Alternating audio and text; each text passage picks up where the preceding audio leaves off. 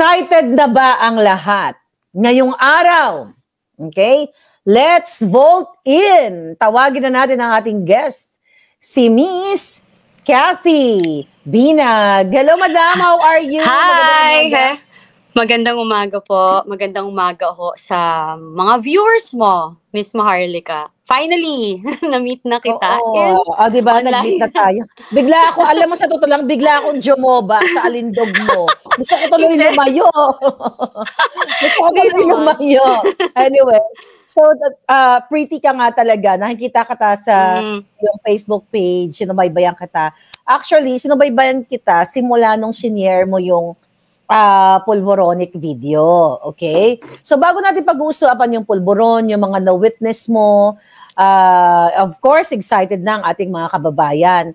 Introduce yourself muna. Sino ba si Cathy Binag? Kasi bago ang lahat, nakikita kita parang active ka sa mga health and wellness, fashion, mga ganyan, socialite ang dating, o di ba? Sino si Miss Cathy Binag?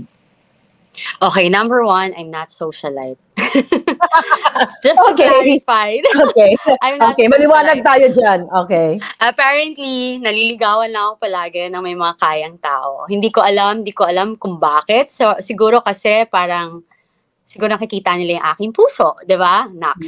Anyway, so, yung I'm a mom. Ang aking alindog. So, I'm a mom of 5. So, adult na yun. Tanga ako sa pag-ibig in a way. Pero I never regret. Then, yes, I'm into health and wellness and beauty. Then, I have a fashion school before. I'm an image consultant and fashion stylist for celebrities and politicians dati. So, hindi na lang natin pwedeng pangalanan yung sino yung mga nakatrabaho ko lang sa politics, right? So, so basically, ganon siya. Then, Then, nagkaroon ako ng relasyon sa been like a decade for very prominent. Prominent or nasa politics din siya. Well, kilala ka naman kasi you know what, may mga nag-message kasi sa akin from Davao, na Miss Maharlika, kilala mo ba si Cathy Binag? Hindi talaga kita kilala. So, talagang ginugal kita. Sabi ko, sino ba yon? Sabi niya, ex-partner ni Tony Boy Florendo. Tama ba? Sa ex-partner. At ang sabi sa akin, si Tony Boy Florendo ay mga kaklase ni Marcos Jr. sa Pulboron session.